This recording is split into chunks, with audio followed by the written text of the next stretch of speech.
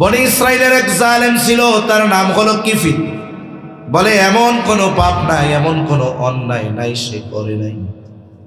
জালেম কিফিলের পাপ সমূহের মধ্যে একটা পাপ ছিল, বলে সে মানুষকে সুদের উপরে টাকা দিত। একদিন একজন দরিদ্র মহিলা তার কাছে আসছে, এসে বলে কিফিল আমারে কিছু টাকা ধার দাও। জালেম কিফিল মহিলারে বলে, মহিলা আমি কাউরে টাকা ধার দেই না, টাকা যদি প্রয়োজন হয় সুদের উপরে নিতে পারো। মহিলা এবার বলে, কিফিল আমার যদি সুদের লাভ দেওয়ার মতো সামর্থ্য থাকতো তাইলে কি আমি তোমার কাছে টাকা চাইতাম নাকি? জালেম কিফিল এমন কোনো পাপ নাই সে করে নাই। বলে যদি সুদের লাভ না দিতে পারো তাহলে আমার সাথে ব্যভিচারে লিপ্ত হবা, জেনায় লিপ্ত হবা। হাদিসের মধ্যে আসছে কাদাল ফাকিরু আন ইয়াকুনা কুফরা, দরিদ্রতা মানুষকে কুফরি পর্যন্ত পৌঁছায়া দেয়। মহিলা অভাবের কারণে জালেম কিফিলের এই শর্তে রাজি হয়ে গেল। নির্ধারিত দিন জালেম কিফিল মহিলার ঘরে উপস্থিত, জেনা করার জন্য সে প্রস্তুত, কিন্তু মহিলা থরথর করে কাঁপে আর কান্না করতেছে। একজন গেছে আনন্দ করার জন্য, আর একজন ভয়ে কাঁপে কান্না করে। জালেম কিফিল বলে, মহিলা কান্না করো কেন? আমি কি তোমাকে জোর করেছি নাকি? আমি তোমারে তো কোনো জোর জবরদস্তি করি নাই, তুমি তো শর্তে রাজি হইছো। এইবার মহিলা বলে, কিফিল আমি কোনোদিন এই ধরনের পাপে লিপ্ত হই নাই, শুধুমাত্র অভাবের তাড়নায় তোমার কাছ থেকে টাকাটা প্রয়োজন ছিল, এই জন্য শর্তে রাজি হয়ে গেছি, আমি জীবনে কোনোদিন এই পাপে জড়াই নাই। কিফিল বলে, তাই নাকি? বলে হ্যাঁ। তাহলে কেন রাজি হইছো? বলে অভাবের কারণে। এবার কিফিল চিন্তা করে, আহারে, হয়তো তার হৃদয়ের মধ্যে চিন্তা আসছে, আহারে এই মহিলা অভাবের কারণে একটা পাপ করার ব্যাপারে স্বীকার হয়েছে, কিন্তু পাপ এখনো করে নাই। এখন সে কান্না করে। বলে কেন কাঁদো? বলে আল্লাহর ভয়ে কান্না করি। এতটুকু চিন্তা কিফিলের জীবন পরিবর্তনের কারণ হয়ে গেছে। হাদিসের মধ্যে আসছে কিফিল 60 দিরহাম মহিলারে কর্জ দিয়েছিল, 60 দিরহাম। বলে তোমারে আমি যা দিয়েছিলাম এটা সদকা করে দিলাম, মাফ করে দিলাম। আর কিফিল বলতেছে, শোনো, আজকে থেকে আমি আল্লাহ তাআলার আর কোনো নাফরমানি করব না। এতটুকু কথা বইলা কিফিল বাড়ি চলে গেছে, পরে মাফ করে দিছে, আর কোনো গুনাহ করবে না এই ব্যাপারে প্রতিশ্রুতি দিয়া চলে গেছে। ঘটনাক্রমে রাতের বেলায় কিফিল মারা গেছে। জালেম মরলে মানুষ ইন্না লিল্লাহি কয় না, আলহামদুলিল্লাহ কয়। মাঝে মধ্যে মোবাইলের মধ্যে দেখি অমুক দলের এক যুবক রোড অ্যাক্সিডেন্টে মারা গেছে, লেখার কথা কি ছিল? ইন্না লিল্লাহি, আল্লাহ আল্লাহ, সবাই লেখে আলহামদুলিল্লাহ আলহামদুলিল্লাহ আলহামদুলিল্লাহ। আহারে জীবন, কেমন এক জীবন যে আমার মৃত্যুতে মানুষ খুশি হয়, অথচ উচিত কি ছিল? কবি বলেন, যেদিন এসেছিলে ভবে কেঁদেছিলে তুমি, হেসেছিল সবে, এমন জীবন তুমি করিও গঠন, মরণে হাসিবে তুমি, কাঁদিবে ভুবন। কিফিল মারা গেছে, এলাকার মানুষ খুশি, কিন্তু কিফিলের তাওবার খবর কেউ না জানলেও জানে কে? হাদিসের মধ্যে আসছে আল্লাহ তাআলা কিফিলের দরজার উপরে লেখা দিছে, কদ গফারাল্লাহু লিল কিফল, কিফিলরে তোমরা জালেম বইলো না, আল্লাহ তাআলা কিফিলকে ক্ষমা করে দিয়েছে। তাহলে চিন্তা করেন, একটা মানুষ সামান্য একটু চিন্তা, সামান্য একটা কথা তার জীবন পরিবর্তনের কারণ হয়ে যেতে পারে। অনুরূপভাবে আমরাও যদি আমাদের জীবনের হিসাব করি প্রতিনিয়ত, আশা করা যায় একটা সময় আমার গুনাহমুক্ত জিন্দেগি নসিব হয়ে যাবে। আল্লাহ রাব্বুল আলামিন বলেন, আপনি বারবার উপদেশ দেন, ওয়াজ করেন, নসিহত করেন, উপদেশ দেন। কেন উপদেশ দিবেন, কেন ওয়াজ করবেন? আল্লাহ তাআলা বলেন, ফাইন্নায যিকরা তানফাউল মুমিনিন, কারণ ওয়াজ নসিহত উপদেশ এটা হলো মুমিনদের জন্য উপকারী। যখন কোন মুমিন একেবারে আমলের নিয়তে উপদেশ শ্রবণ করে, আবার যখন একেবারে আল্লাহর সন্তুষ্টির জন্য ইখলাসের সাথে কেউ যখন উপদেশ দেয়, ওয়াজ করে, বলে যদি সকলের ইখলাস ঠিক থাকে তাহলে এই ওয়াজ, এই নসিহত, এই আলোচনার দ্বারা মুমিন পরিপূর্ণ উপকৃত হয়। তবে এই দ্বীনি মাহফিলগুলোয় উপকারের সর্বনিম্ন অবস্থা কেমন? বলে কোনো ইমানদার আওয়াজ বাড়ান, ছাড়েন, আরো আওয়াজ ছাড়েন, তো জিনিস সুন্দর, আওয়াজ হয় না কেন?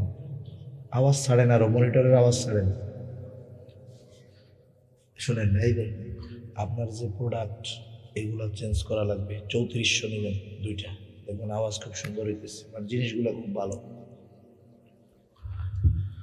দুইটা মাইক্রোফোন করলেই একবারে সেরকম হয়ে যাবে।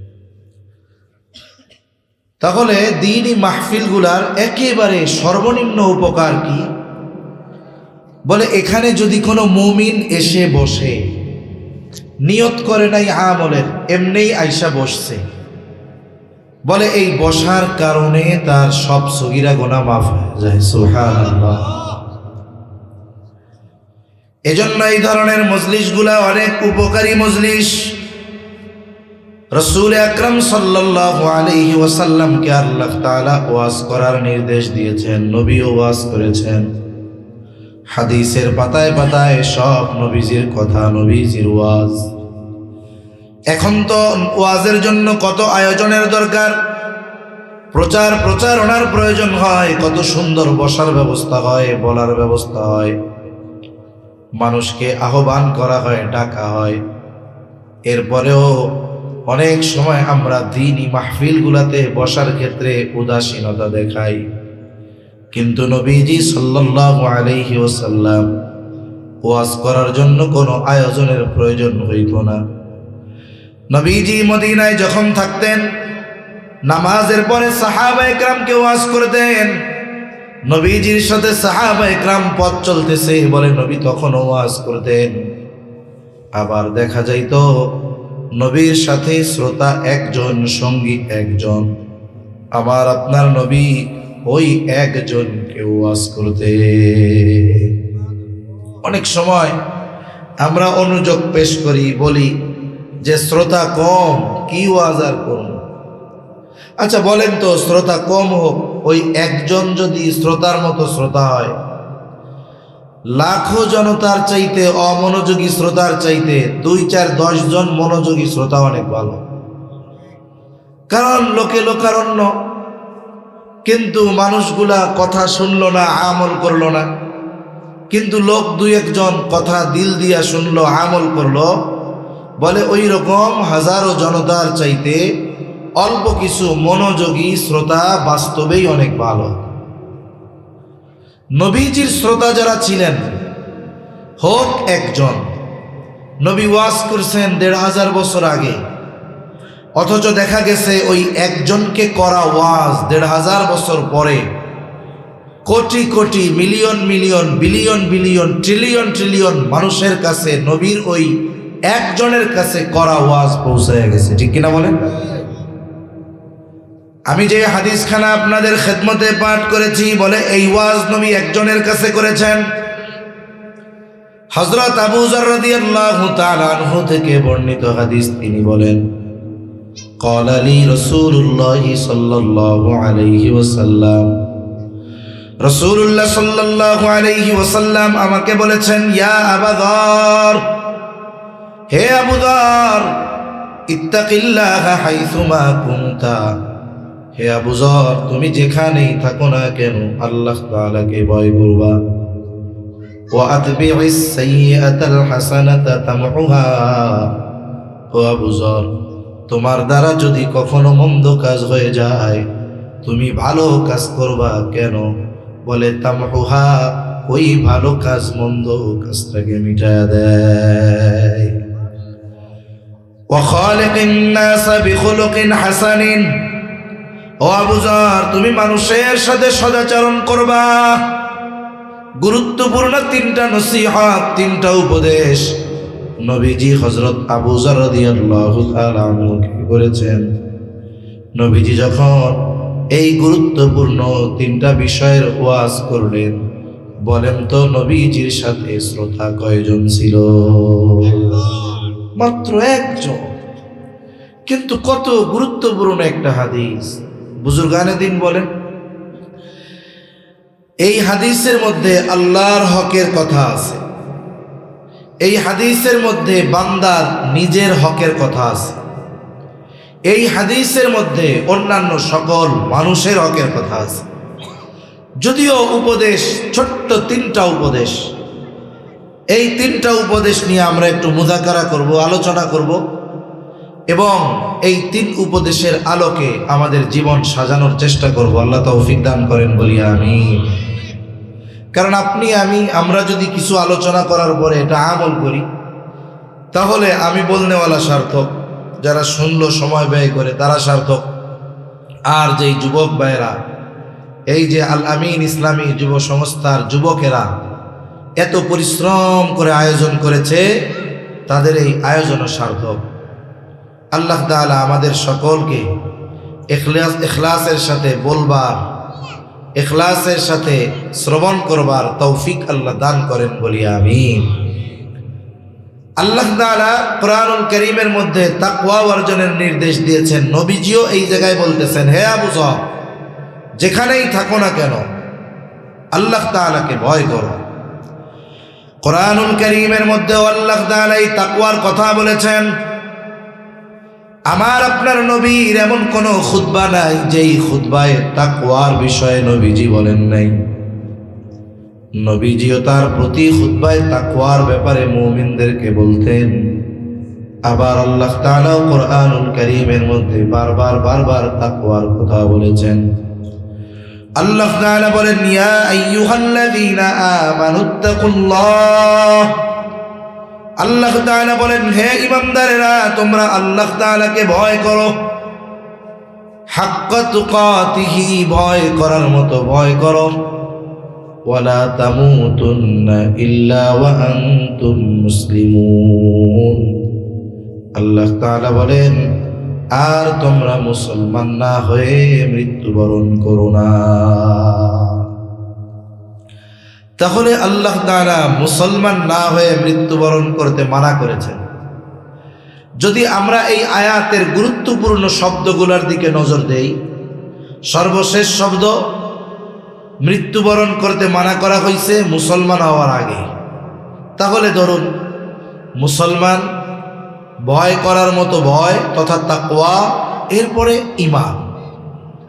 তাহলে আল্লাহ তাআলা মুসলমান হওয়ার কথা বলেছেন মৃত্যুবরণ করার আগে। এর আগের কথাটাই তাকওয়া। তার মানে যেই মুমিন পরিপূর্ণ তাকওয়া অর্জন করতে পারে না, বলে সে প্রকৃত মুসলমান হতে পারে না। আর প্রকৃত মুসলমান হয়ে মৃত্যুবরণ করার নির্দেশ দিয়েছেন কে? আল্লাহ মানা করছে যে মুসলমান না হয়ে মরো না। কোরআনুল কারীমের মধ্যে তাকওয়া শব্দটা অনেক সময় সমগ্র মানব জাতিকে উদ্দেশ্য করে বলা হয়েছে, আবার কখনো আলাদাভাবে শুধু মুমিনদেরকে উদ্দেশ্য করে তাকওয়া অর্জনের নির্দেশ দেওয়া হয়েছে। প্রথম বিষয়, যেইখানে সব মানুষকে উদ্দেশ্য করে তাকওয়ার নির্দেশ দেওয়া হয়েছে, এখানে তাকওয়ার দ্বারা উদ্দেশ্য কি? আর যেখানে শুধুমাত্র মুমিনদেরকে তাকওয়া অর্জনের নির্দেশ দেওয়া হয়েছে, এখানে তাকওয়ার উদ্দেশ্য কি? এই দুইটা জিনিসও বোঝার দরকার আছে না নাই? বোঝার দরকার। যেমন আল্লাহ তাআলা বলেন, ইয়া আইয়ুহান নাসুত্তাকু রাব্বাকুমুল্লাযী খালাকাকুম মিন নাফসিন ওয়াহিদাহ ওয়া খালাকা মিনহা যাওজাহা ওয়া বাসসা মিনহুমা রিজালান কাসীরান ওয়া নিসাআ। আল্লাহ রাব্বুল আলামিন বলেন, হে মানব সম্প্রদায়, ইয়া আইয়ুহান নাস। আল্লাহ তাআলা যখন ইয়া আইয়ুহান নাস বলেছে, বলে এইখানে পুরুষ নারী, নাস্তিক আস্তিক, মুসলিম ও মুসলিম, এক কথায় সমগ্র মানব জাতিকে উদ্দেশ্য করে আল্লাহ তাআলা বলেন, হে মানব সম্প্রদায়, ইত্তাকু রাব্বাকুম, তোমরা তোমাদের রবকে ভয় করো। বলে এই পৃথিবীতে যত মানুষ আছে, হোক সে মুসলিম হোক অমুসলিম, বলেন তো সকলের রব যিনি, তিনি কে? এ পৃথিবীতে যত মানুষ আছে সব মানুষের রব আল্লাহ। ইমানদারের রব আল্লাহ, কাফের রব আল্লাহ, নাস্তিকের রব আল্লাহ, পুরুষের রব আল্লাহ, নারীর রব আল্লাহ। আল্লাহ তাআলা এই জায়গায় সমগ্র মানব জাতিকে উদ্দেশ্য করে তাকওয়া অর্জনের নির্দেশ দিয়েছেন। এখানে তাকওয়ার দ্বারা উদ্দেশ্য হলো, হে মানব সম্প্রদায়, তোমরা তোমাদের রবের উপরে ঈমান আনো। ইত্তাকু রাব্বাকুম, তার মানে তোমরা তোমাদের রব আল্লাহ তাআলার উপরে ঈমান আনো। এজন্য তাকওয়ার সর্বনিম্ন স্তর হলো ঈমান আনা। যেই ব্যক্তি কুফরি থেকে ঈমানে প্রবেশ করলো, ঈমান আনলো, বলে সেও মুত্তাকি। তবে এইখানে সে তাকওয়ার সর্বনিম্ন স্তরে অবস্থান করতেছে। আর আল্লাহ তাআলা ঈমানদারদেরকে উদ্দেশ্য করে যখন তাকওয়ার কথা বলেছেন, বুঝতে হবে এখানে ঈমান উদ্দেশ্য নয়। কারণ ঈমান আনার মাধ্যমে তো সে মুত্তাকির সর্বনিম্ন স্তরে আছে। তাহলে তাইলে ঈমানদারকে আবার তাকওয়া অর্জনের নির্দেশ দেওয়া হলো কেন? এটা বোঝার জন্য তাকওয়ার শাব্দিক অর্থ আমাদেরকে বুঝতে হবে। সাধারণত কোরআনুল কারীমের মধ্যে তাকওয়া শব্দটি অধিকাংশ ক্ষেত্রে দুটি অর্থে ব্যবহৃত হয়। কয়টা অর্থে? একটু জবাব দেন, কয় অর্থে? আপনাদের কি কথা বুঝতে কষ্ট হইতেছে? কথা কি বুঝেন? এক নাম্বার অর্থ বলে, তাকওয়া শব্দের অর্থ হলো ভয় করা। তাকওয়া শব্দের অর্থ হলো ভয়। সাধারণত একজন মানুষ অপর আর এক মানুষকে দুইটা কারণে ভয় করে। বলে এক নম্বর কারণ, সমাজের সবচাইতে খারাপ মানুষটাকে মানুষ ভয় করে। ঠিক কিনা বলেন? কেন? বলে তার অনিষ্ট থেকে বেঁচে থাকার জন্য। সন্ত্রাসী, চাঁদাবাজ, ক্ষমতার অপব্যবহার করে, এই ধরনের খারাপ মানুষ যারা, তাদের আমরা ভয় করি কি করি না? সালাম দেয় ঠিক, কিন্তু মনে মনে মরে নাকি। ঠিক কিনা বলেন? তাহলে সমাজের সবচাইতে খারাপ মানুষটাকে মানুষ ভয় করে, আবার সমাজের সবচাইতে ভালো মানুষটাকেও মানুষ ভয় করে। বলে আপনাদের এলাকার বুজুর্গ একজন ব্যক্তি, আলেম একজন ব্যক্তি, সর্বজন শ্রদ্ধেয় ব্যক্তি রাস্তা দিয়ে হেঁটে আসতেছে। যুবকরা যদি কোনো অন্যায় কাজ করে, দুষ্টমি করে, ওই বুজুর্গের আগমন দেখে সাথে সাথে তারা সব দুষ্টু কর্ম ছেড়ে দেয়। সিগারেট খাইলে ফালায়া দেয়।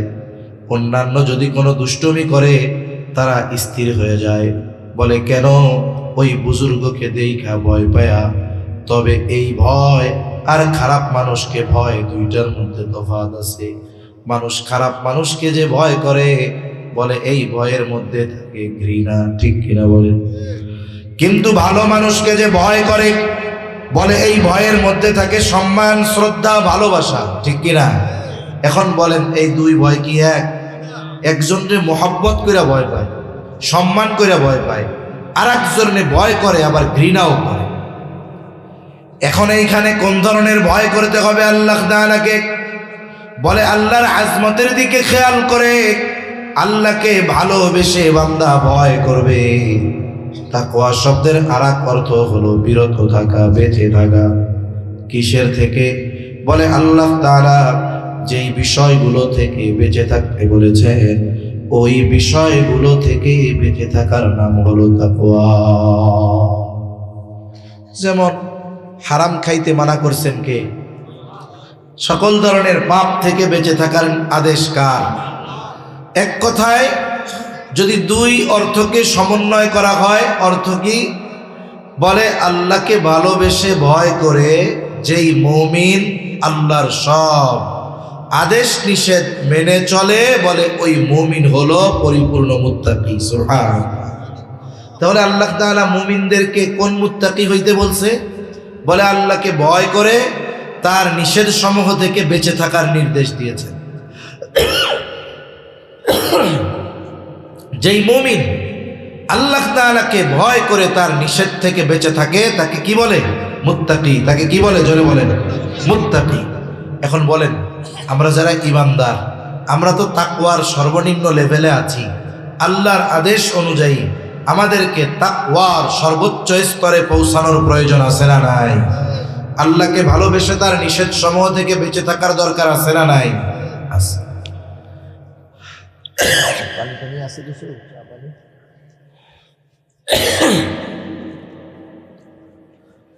এটা সবার জন্য জরুরি দরকার। আল্লাহ তাআলা বান্দার প্রতি বড় মেহেরবান। কোরআনুল কারীমের অন্যতম একটি বৈশিষ্ট্য হলো, কোরআনুল কারীমের মধ্যে শুধু আল্লাহ তাআলার আদেশ নিষেধ আছে এমনটা নয়, বরং বান্দা ওই আদেশ নিষেধ কিভাবে বাস্তবায়ন করবে সেটাও কোরআনে যিনি জানিয়ে দিলেন তিনি কে? আরো জোরে বলেন, কে? আল্লাহ। কোরআনুল কারীমে আল্লাহ তাআলা তাকওয়া অর্জনের নির্দেশ দেওয়ার সাথে সাথে বান্দা কেমনে তাকওয়া অর্জন করবে সেটাও আল্লাহ জানায় দিয়েছেন।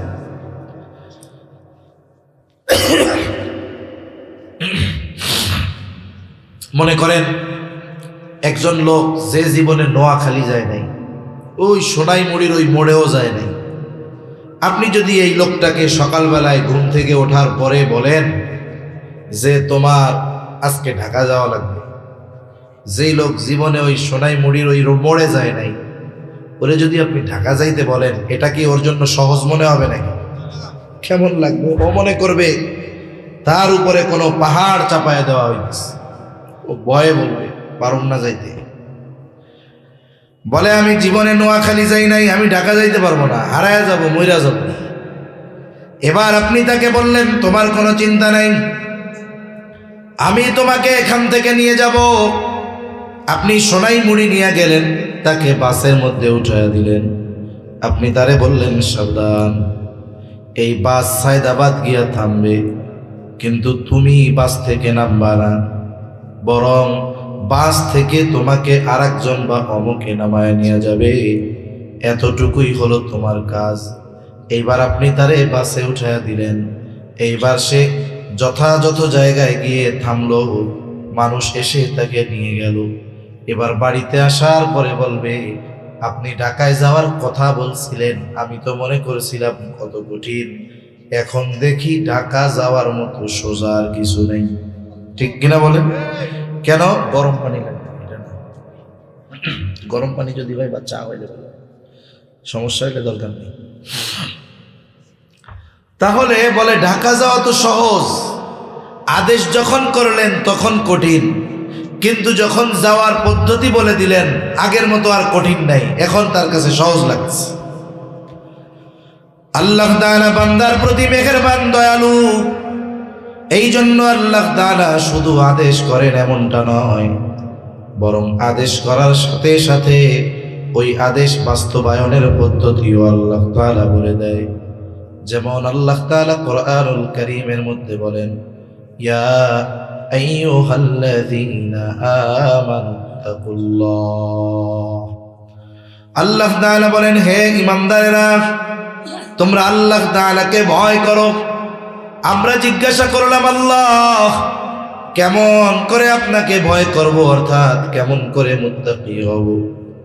আল্লাহ তাআলা বলেন, ওয়াকুনু মা'আস সাদিকিন।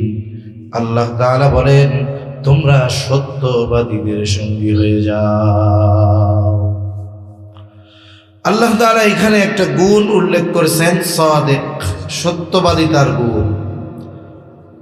আল্লাহ তাআলা আবেদ বলেন নাই, যাকির বলেন নাই, কিন্তু সাদিক কেন বলছেন?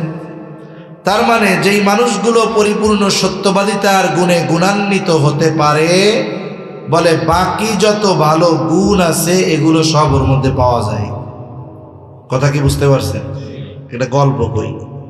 মনে করেন আগে গ্রাম অঞ্চলে, এখন তো ঘরে ঘরে অনার্স মাস্টার্স কমপ্লিট পোলাপাইন পাওয়া যায়, কিন্তু একটা সময় ছিল 10 গ্রাম খুঁজে একটা আইয়া পাস পাওয়া যেত না। ওই সময় যদি কেউ ম্যাট্রিক পাস করতো, কোনো মতে যদি 2, 3, 4টা লেটার নিয়ে পাস করতে পারতো, লেটার কারে কয় 80-র উপরে যদি 3-4 সাবজেক্টে পাইতো, ওই ছেলেরা দেখার জন্য 5 গ্রাম দূর থেকে আসতো। ওরে বাবা, অমুক গ্রামে একজন নাকি 5টা লেটার পাইয়া ম্যাট্রিক পাস করছে, চলো ওর একটু দেখে আসি। তা ওই রকম মনে করেন প্রত্যন্ত অঞ্চলের এক মুরব্বী মানুষ, উনি জানে যে ম্যাট্রিক আইয়া পাস করলে এর চাইতে বড় শিক্ষিত আর বাংলাদেশে নাই। সহজ সরল মানুষ।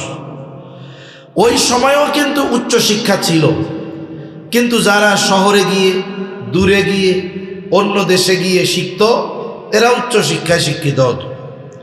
তা ওই রকম এক গ্রামের একজন চলে গেছে শহরে, ওখানে গিয়ে সে উচ্চ শিক্ষায় শিক্ষিত হয়েছে। সে ওখানে অনার্স করছে, মাস্টার্স করছে, এরপরে পিএইচডি করছে, বিসিএস পরীক্ষা দিয়ে বিসিএস ক্যাডার হয়ে গেছে। এখন আশেপাশে 10 গ্রামের মধ্যে সবচাইতে শিক্ষিত ছেলে সে। এবার বাড়িতে আসতেছে, সারা এলাকায় খোঁজ খবর শোরগোল লেগে গেছে যে আমাদের এলাকার সবচাইতে বড় শিক্ষিত মানুষ আজকে আসতেছে। এখন দেখার জন্য গেছে সবাই দলে দলে। ওই মুরব্বীও গেছে। বলে কোন মুরব্বী? যেই মুরব্বী মনে করে ম্যাট্রিক আইয়া পাস করলে অনেক বড় শিক্ষিত। সবাই কথাবার্তা বলে চলে গেছে, মুরব্বী দাঁড়ায় আছে। এবার লোকটা জিজ্ঞাসা করে, কি ব্যাপার চাচা যান, আপনি কিছু বলবেন?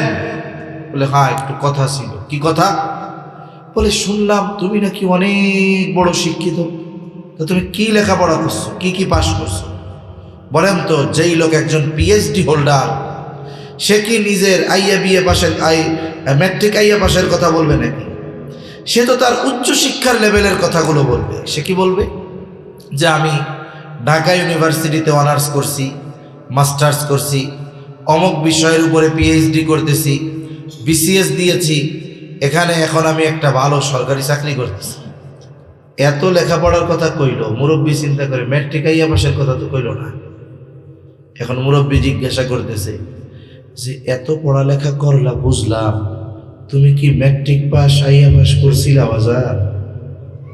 এখন একটু বলেন তো, যে ব্যক্তি ম্যাট্রিক আইয়া পাস করে নাই, ও কি অনার্সে ভর্তি হইতে পারবে?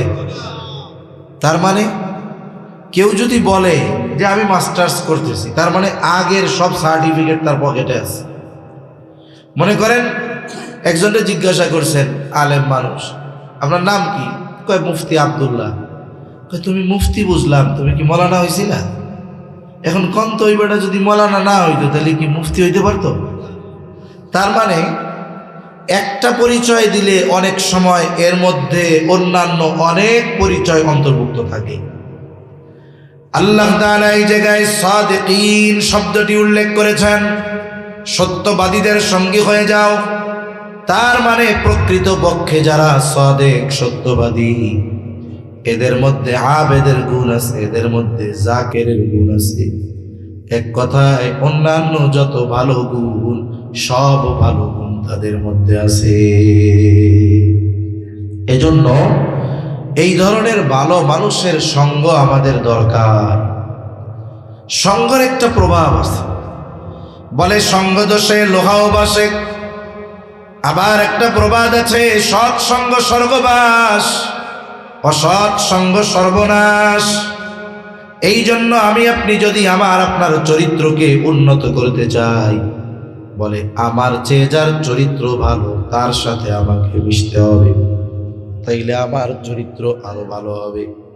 আমি যদি আমার চাইতে যার চরিত্র খারাপ তার সাথে মিশি, তাহলে দিন দিন আমার চরিত্র আরো খারাপ হয়ে যাবে। এজন্য আমি আপনি যেখানেই যাই না কেন, কর্মস্থলে হোক, স্কুলে হোক, কলেজে হোক, ইউনিভার্সিটিতে হোক, বাজারে ব্যবসা করেন সেখানে হোক, আপনি যেখানেই যান না কেন, আপনি যদি সেখানে অবস্থান করেন, চাকরি বাকরি করেন, বলে আপনি না চাইলেও কিছু মানুষের সাথে বন্ধুত্ব হয়ে যায়, ঠিক না? এখানে আমাদের কি বাছাই করতে হবে? কলেজে গেছে ছেলেটা, বন্ধু হবে, ও দেখবে যে আমি এমন একজনকে বন্ধু বানাবো যে নামাজি, তাহলে কি হবে? বলে একসাথে যখন বসবো নামাজের সময় আমার গাফলতি থাকলেও ও আমাকে ডাইকা নামাজে নিয়ে যায়, ঠিক কিনা বলে? এজন্য বন্ধু নির্বাচন এটা কঠিন এক জিনিস। ভালো বন্ধু, নেককার বন্ধু, নামাজি বন্ধু, এই ধরনের বন্ধু আমরা বানাবো। এদের সঙ্গ আমরা নিব, ইমাম সাহেবদের সঙ্গ নিব, মুয়াজ্জিনের সঙ্গ নিব, ওলামায়ে কেরাম, আমার এলাকার তালিবুল ইলম যারা আছে আমি তাদেরকে বন্ধু হিসাবে গ্রহণ করব। তাহলে কি হবে? বলে ভালো গুণ সম্পন্ন মানুষগুলোর সাথে মেশার কারণে তাদের ভালো গুণ আমার আপনার মধ্যে চলে আসবে, ঠিক কিনা বলে? যেমন আমি যদি কোনো ভালো মানুষের সাথে মিশি, যেই মানুষটার গায়ে ভালো অনেক সুগন্ধি আতর আছে, তার সাথে যদি একটু মুসাফা করি, তার সাথে যদি একটু মিশে বসি, তার ওই স্মেল, তার ওই সুগন্ধ আমারও শরীরে কাপড়ে লাগবে। কিন্তু একটা বিড়িখোরের পাশে যদি বসেন, আপনি বিড়ি খাবেন না ঠিক, কিন্তু ওই পাশে যেটা খাইব ওইটার ধোয়ার গন্ধ আপনার গায়ে লাগবে। ঘরে ঢুকলে আপনার মা, আপনার স্ত্রী, আপনার বোন বলবে বিড়ি খাইছো না?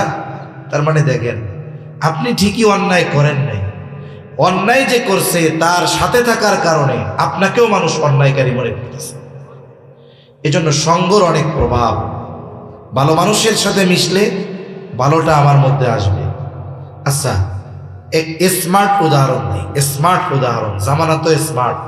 আচ্ছা, আপনাদের অনেকের পাওয়ার ব্যাংক আছে, যুবক ভাইরা বুঝবে। পাওয়ার ব্যাংক হলো ওটা একটা ব্যাটারি যেখানে চার্জ জমা করা হয়, ওইখান থেকে মোবাইলে চার্জ দেওয়া হয়।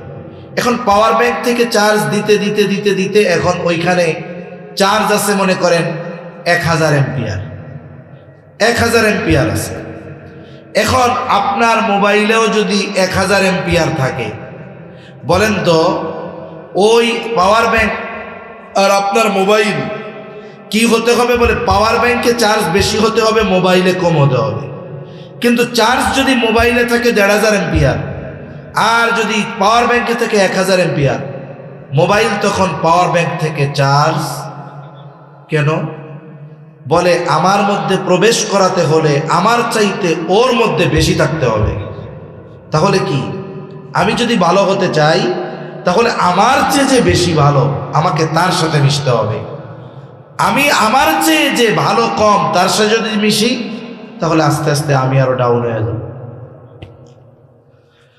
তাহলে 1 নাম্বার মুত্তাকি হওয়ার পদ্ধতি ভালো মানুষের সঙ্গ, সত্যবাদীদের সঙ্গ। 2 নাম্বার আল্লাহ তাআলা বলেন, ইয়া আইয়ুহাল্লাযীনা আমানুত্তাকুল্লাহ, হে ঈমানদারেরা তোমরা মুত্তাকি হও। আমরা যদি জিজ্ঞাসা করি আল্লাহ কেমন করে মুত্তাকি হব, আল্লাহ তাআলা বলেন, ওয়াল তানজুর নাফসুম মা কদ্দামাত লিগাদ। আল্লাহ তাআলা বলেন তুমি নিজের দিকে নজর দাও, আগামীর জন্য তুমি কি প্রেরণ করেছ। আল্লাহ তাআলা বলেন নিজের দিকে নজর দাও, আগামীর জন্য কি প্রেরণ করেছ। আগামী বলতে এখানে ভবিষ্যৎ উদ্দেশ্য। বলে ভবিষ্যৎ একটা হলো সুনিশ্চিত আর একটা হলো অনিশ্চিত। বাস্তবতা হলো আমরা সুনিশ্চিত ভবিষ্যতের চাইতে অনিশ্চিত ভবিষ্যতের ব্যাপারে চিন্তিত বেশি। অনিশ্চিত ভবিষ্যৎ কোনটা? বলে দুনিয়ার হায়াতটাই অনিশ্চিত। কোন সময় হায়াত শেষ হয়ে যায়, মৃত্যু চলে আসে, বলেন তো এর কোনো নিশ্চয়তা আছে নাকি? মৃত্যু হবে নিশ্চিত, কিন্তু সময়টা অনিশ্চিত। আমরা জানি না কোন সময় মরব। কিন্তু এই দুনিয়ার এই অনিশ্চিত হায়াত নিয়ে আমরা চিন্তিত। যেমন একজন লোক সরকারি চাকরি করে, 20 বছর বয়সে ঢুকছে আর্মিতে, বেতন শুরু। চাকরি করবে কত বছর পর্যন্ত? 60 না 62 বছর। সরকারি চাকরি কয় বছর পর্যন্ত করতে পারে? 58 বছর। যাই হোক 60 বছরই ধরে। ও 20 বছরে চাকরিতে ঢুকছে, চাকরি করতে পারবে কত বছর পর্যন্ত? 60 বছর। 40 বছর তার সার্ভিস লাইফ হবে।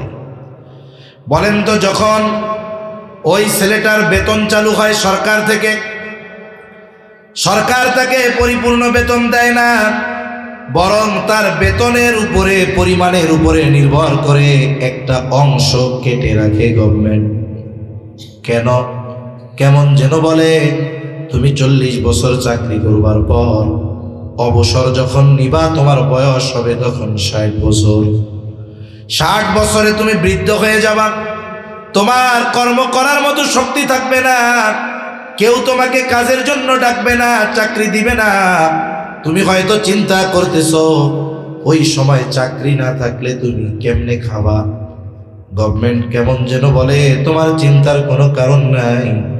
প্রতি মাসে তোমার বেতন থেকে যেই টাকাগুলো আমি কাইটা নেই, চাকরি যখন শেষ হবে কমপক্ষে এর দ্বিগুণ পরিমাণ টাকা তোমাকে দিয়ে বাড়িতে পাঠানো হবে। হিউজ পরিমাণ টাকা তোমারে দেওয়া হবে। বাকি হায়াত তুমি বসে বসে খাবা, তোমার কোনো টেনশন নেই। তাহলে সরকার যে টাকা জমাইতেছে ভবিষ্যতের চিন্তা করে, বলেন তো এই ভবিষ্যৎ ওই ব্যক্তির জন্য নিশ্চিত না অনিশ্চিত? কেন?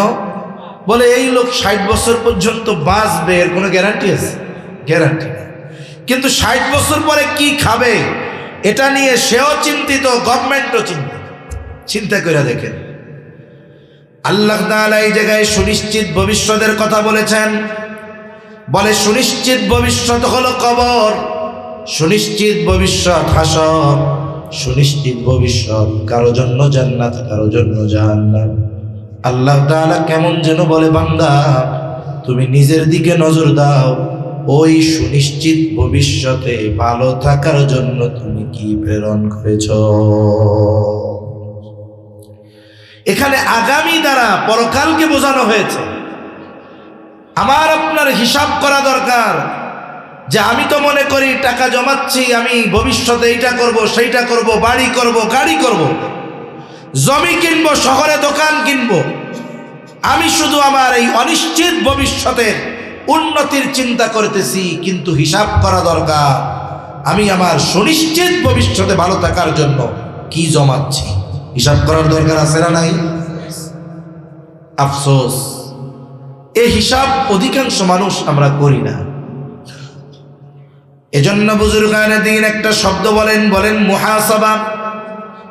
জীবনের হিসাবের কথা বুজুর্গানে দ্বীন বলে জীবনের হিসাব এটা আবার কেমনে? আপনাদের এলাকায় বড় বাজার, বাংলা বাজার, সোনাইমুড়ি বাজার, বলেন তো এই বাজারগুলোর মধ্যে বড় বড় ব্যবসায়ী আছে না নাই? ব্যবসায়ী সে হঠাৎ করে বড় ব্যবসায়ী হয়ে যায় না। এদেশে অনেক ব্যবসায়ী আছে 100 টাকার পুঁজি নিয়ে ব্যবসা শুরু করেছে, এখন দেখা যাবে তার পুঁজি 100 কোটি টাকার উপরে আছে না নাই? এই যে আমাদের একজন আলেম করোনার মধ্যে 2020-21 সালের দিকে মাত্র 2,500 টাকা পুঁজি নিয়ে ব্যবসা শুরু করেছে।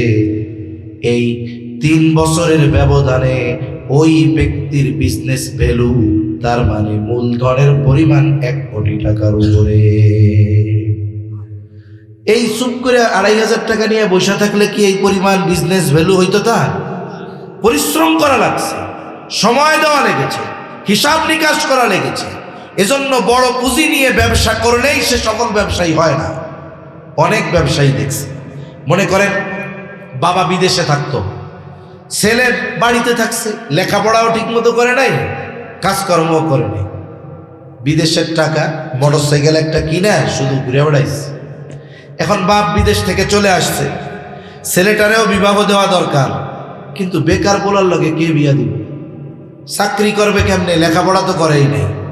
এখন বাপরে বলে, আব্বা এক কাম করে, আমার এই সোনাইমুড়ি বাজারে একটা দোকান দিয়ে দেন। এখন বাপ চিন্তা করছে বিবাহ শাদী দিতে হইলে তো কোনো কাজ তো দেখাইতে হবে। 10 লাখ টাকা দিয়ে দোকান নিছে, 10 লাখ টাকা দিয়ে ডেকোরেশন করছে, 30 লাখ টাকা দিয়ে মাল কিনে দিছে। ব্যবসায় সফল হতে পুঁজির চাইতে সবচেয়ে বড় পুঁজি হলো অভিজ্ঞতা, ঠিক কিনা বলে? এরপরে তার অধ্যাবসায়, পরিশ্রম। কিন্তু যেই ব্যক্তি জীবনে কোনোদিন ব্যবসা করে নাই, ওরে 50 লাখ খরচ করে দোকান দিয়ে দিছে, দোকানে তো আর বসে থাকতে মন চায় না। ব্যবসাটা এটা ধৈর্যের জিনিস। আপনাদের বড় বড় বাজার যে জায়গায় চৌমোহনী সব জায়গায় দেখবেন, জিজ্ঞাসা করবেন এমনি সময় ব্যবসার কি অবস্থা, ভালো না, খরচের টাকাই উঠে না। কিন্তু সে বৈশা থাকে সিজনের জন্য।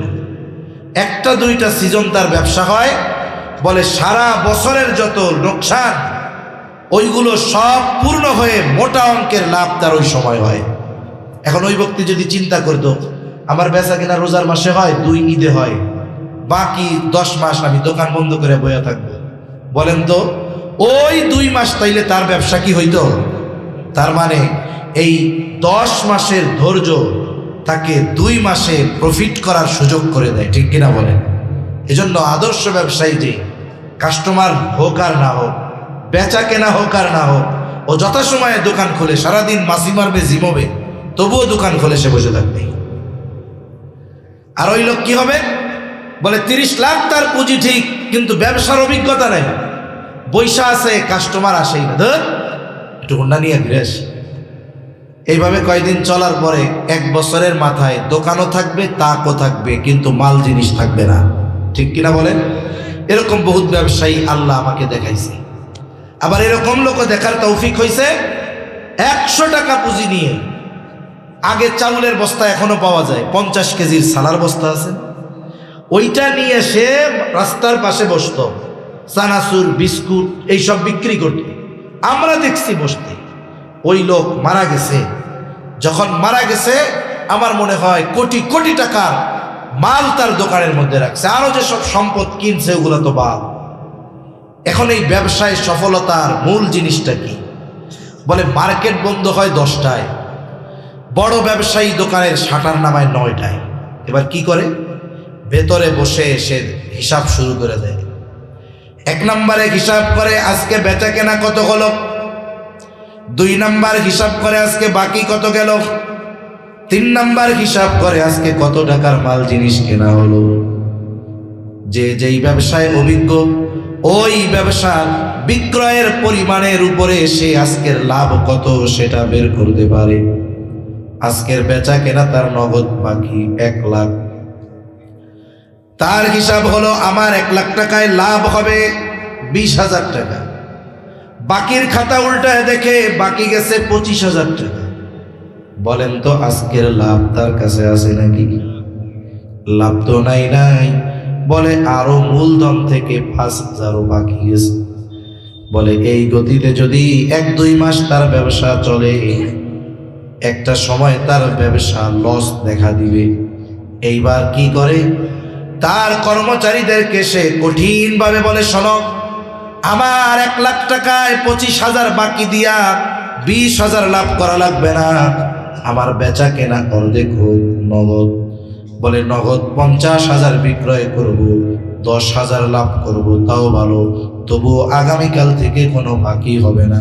এইবার কর্মচারীদেরকে কঠিন ভাষায় সে বলে যায়, শোনো, আগামীকাল থেকে কোনো বাকি নাই, আমার বাপও যদি বাকি চায় 1 টাকাও তাকে বাকি দিবা না। এবার দোকান বন্ধ করে বাড়ি চলে গেল। এই যে আধা ঘন্টা হিসাব করলো, এর দ্বারা কি হইল? বলে সে তার ব্যবসা আগামী দিন কোন পদ্ধতিতে পরিচালিত করবে, এই হিসাবের মাধ্যমে সে আগামী দিনের কর্মপন্থা নির্ধারণ করলো, ঠিক কিনা বলে? জীবনের ক্ষেত্রেও এরকম। আমরা যদি দৈনন্দিন আমাদের জীবনের কর্মের হিসাব করি, তাহলে আগামী দিনের কর্মপন্থা নির্ধারণ হবে।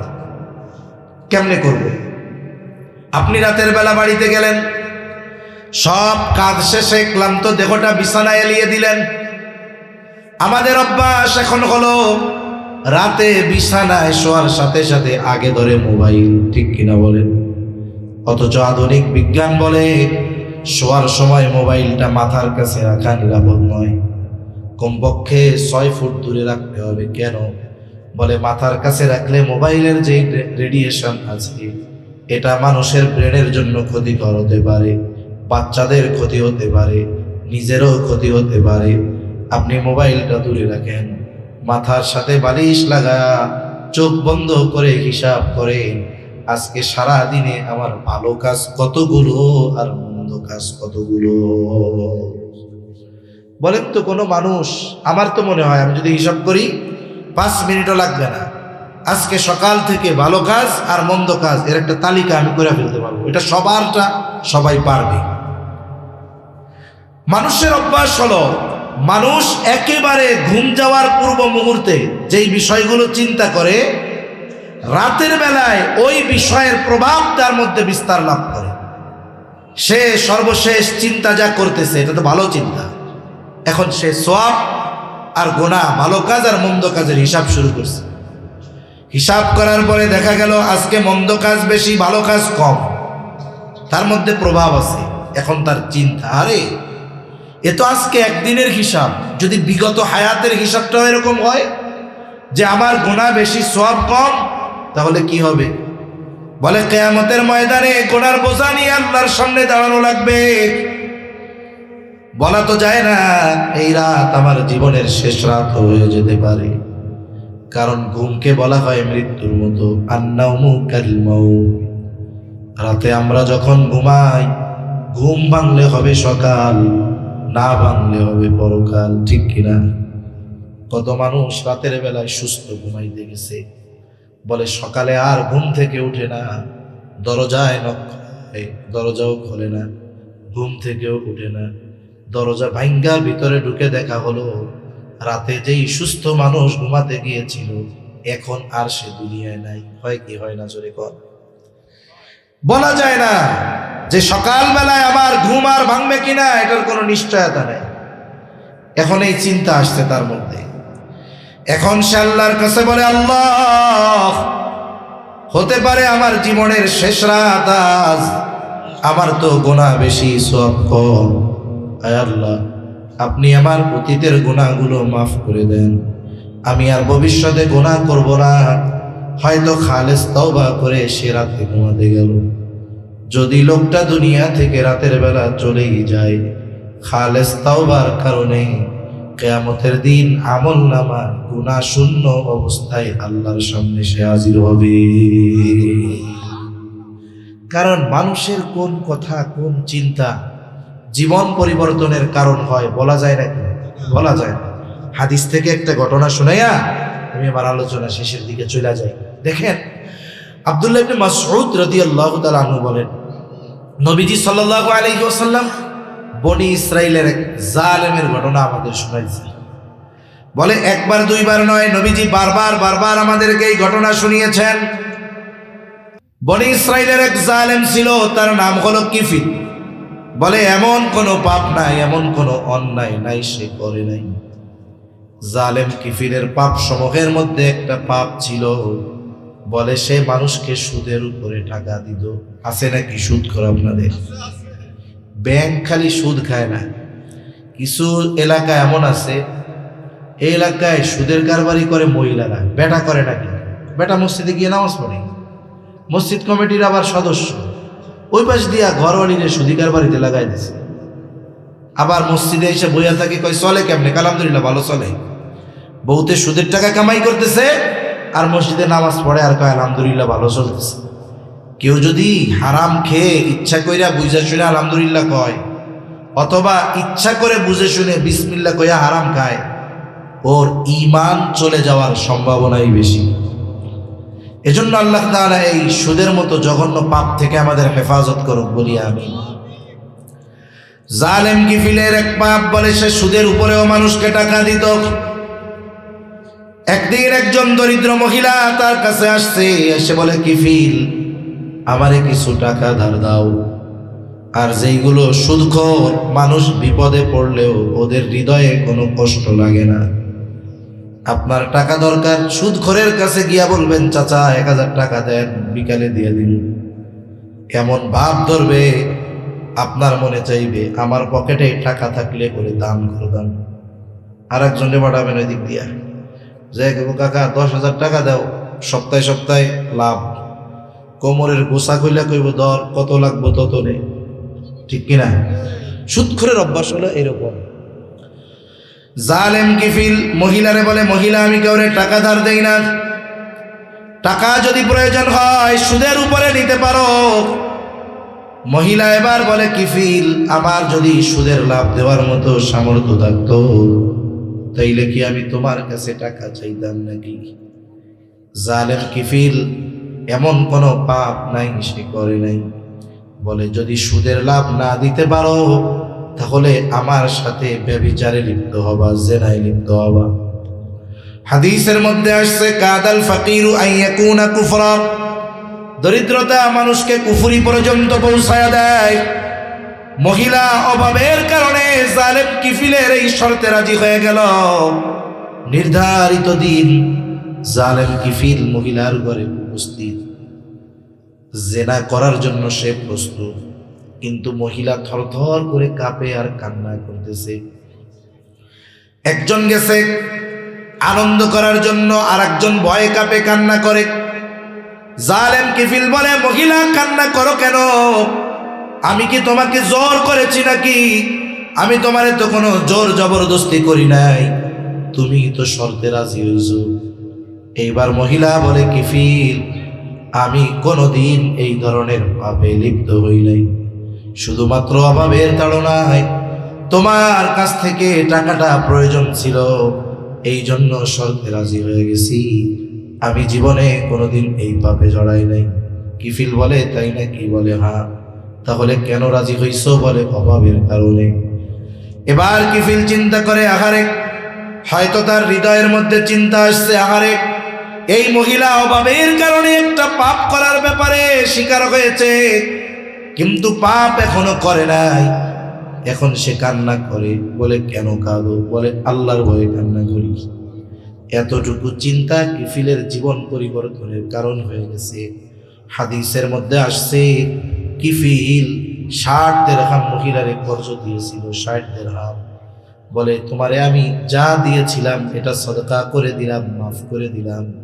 আর কিফিল বলতেছে, শোনো, আজকে থেকে আমি আল্লাহ তাআলার আর কোনো নাফরমানি করব না। এতটুকু কথা বইলা কিফিল বাড়ি চলে গেছে। পরে মাফ করে দিছে, আর কোনো গুনাহ করবে না এই ব্যাপারে প্রতিশ্রুতি দিয়া চলে গেছে। ঘটনাক্রমে রাতের বেলায় কিফিল মারা গেছে। জালেম মরলে মানুষ ইন্না লিল্লাহি কয় না, আলহামদুলিল্লাহ কয়। মাঝে মধ্যে মোবাইলের মধ্যে দেখি অমুক দলের এক যুবক রোড অ্যাক্সিডেন্টে মারা গেছে, লেখার কথা কি ছিল? ইন্না লিল্লাহি, আল্লাহ আল্লাহ, সবাই লেখে আলহামদুলিল্লাহ আলহামদুলিল্লাহ আলহামদুলিল্লাহ। আহারে জীবন, কেমন এক জীবন যে আমার মৃত্যুতে মানুষ খুশি হয়, অথচ উচিত কি ছিল? কবি বলেন, যেদিন এসেছিলে ভবে কেঁদেছিলে তুমি, হেসেছিল সবে, এমন জীবন তুমি করিও গঠন, মরণে হাসিবে তুমি, কাঁদিবে ভুবন। কিফিল মারা গেছে, এলাকার মানুষ খুশি, কিন্তু কিফিলের তাওবার খবর কেউ না জানলেও জানে কে? হাদিসের মধ্যে আসছে, আল্লাহ তাআলা কিফিলের দরজার উপরে লেখা দিছে, কদ গফারাল্লাহু লিল কিফল, কিফিলরে তোমরা জালেম বইলো না, আল্লাহ তাআলা কিফিলকে ক্ষমা করে দিয়েছে। তাহলে চিন্তা করেন, একটা মানুষ সামান্য একটু চিন্তা, সামান্য একটা কথা তার জীবন পরিবর্তনের কারণ হয়ে যেতে পারে। অনুরূপভাবে আমরাও যদি আমাদের জীবনের হিসাব করি প্রতিনিয়ত, আশা করা যায় একটা সময় আমার গুনাহমুক্ত জিন্দেগি নসিব হয়ে যাবে। যে গুনার থেকে বাঁচে সেই মুত্তাকি, যে গুনার থেকে বাঁচে সে মুত্তাকি। তাহলে আসেন, নবীজির 3 উপদেশ ছিল। কয় উপদেশ? ইয়া আবাদার ইত্তাকিল্লাহা হাইসুমা কুনতা, যেখানেই থাকো না কেন আল্লাহ তাআলাকে ভয় করবা। 2 নম্বর নবীজি বলেন, ওয়া আতবি'is সাইয়্যাতাল হাসানাতা তামহুহা, ও আবু যর, তুমি তোমার দ্বারা যদি কখনো মন্দ কাজ হয়ে যায়, তুমি ভালো কাজ করবা। কেন? বলে তামহুহা, ওই ভালো কাজ মন্দ কাজটাকে মিটায়া দেয়। আর আল্লাহ তাআলা বলেন, ইন্নাল হাসানাতি ইউযহিবানাস সাইয়্যাত, আল্লাহ জানায় দেন ভালো কাজ মন্দ কাজটারে মুছা দেয়, মিটায়া দেয়। 3 নাম্বার নবীজি বলেন, ওয়া খালিকিন নাসা বিখুলুকিন হাসানিন, ও আবু যর, তুমি মানুষের সাথে সদাচরণ করবা।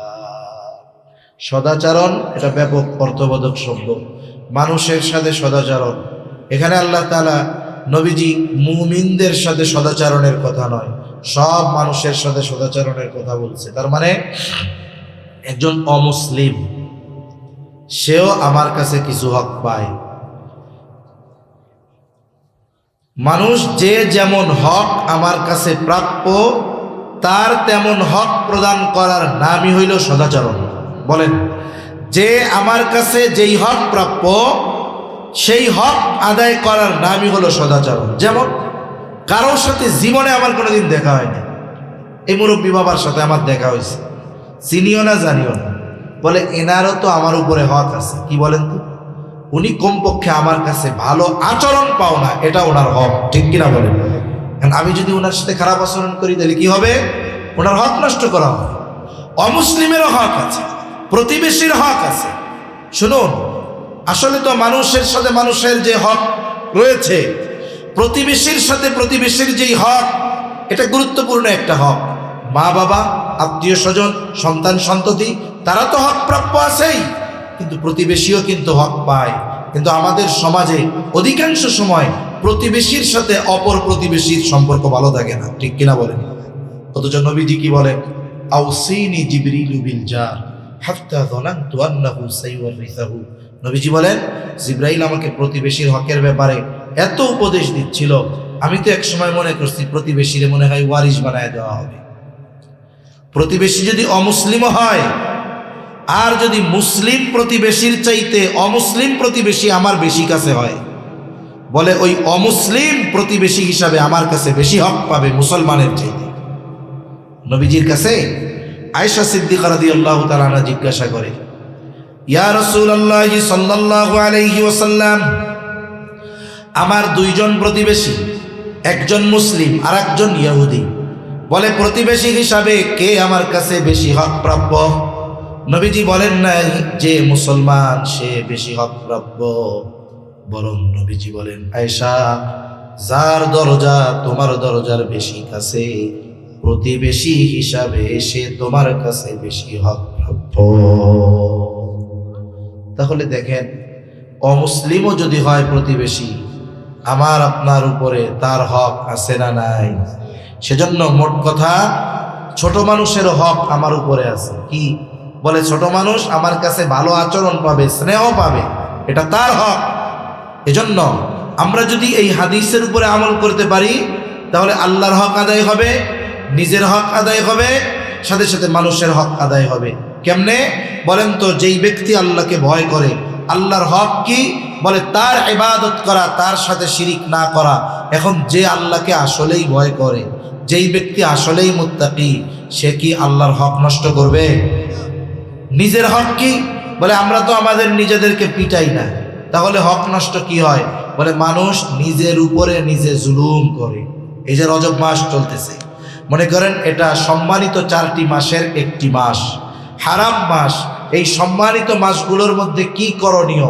বিশেষ করে আল্লাহ তাআলা যেই বিষয়টা উল্লেখ করেছেন, আল্লাহ তাআলা বলেন, ফালা তাযলিমু ফীহিন্না আনফুসাকুম। হারাম মাস সমূহের মধ্যে তোমরা নিজেদের উপরে নিজেরা জুলুম করবে না। হ্যাঁ, নিজের উপরে নিজে জুলুম কেমনে করে? বলে আমি যখন পাপ করি তখন আমি আমার উপরে জুলুম করি, যখন পাপ করি তখন জুলুম করি, আর যখন আমি এই পাপের থেকে তওবা করি, বলে তখন আমি আমার হক আদায় করি, তখন আমার গুনাহ মাফ হয়। তাহলে মানুষ মন্দ কাজ হয়ে গেলে ভালো কাজ করার দ্বারা সে নিজের হক আদায় করে। 3 নাম্বার, মানুষের হক আদায় করার মাধ্যমে সে সদাচরণকারী হয়। এই 3টা উপদেশ যদি আমরা মানতে পারি, তাহলে আমাদের চারিত্রিক সৌন্দর্যতা অর্জন হবে। মনে রাখবেন, চেহারার সৌন্দর্য এটা বাস্তবিক সৌন্দর্যতা নয়, বরং চারিত্রিক সৌন্দর্য, এটাই হলো আসল সৌন্দর্য। আল্লাহ সুবহানাহু ওয়া তাআলা আমাদের সবাইকে নবীজি সাল্লাল্লাহু আলাইহি ওয়াসাল্লামের এই ছোট্ট 3টা উপদেশের আলোকে জীবনকে সুসজ্জিত করার তৌফিক আল্লাহ দান করেন। সকলে বলি আমিন। ওয়া আখিরু দাওয়ানা আলহামদুলিল্লাহি রাব্বিল আলামিন। আসসালাম।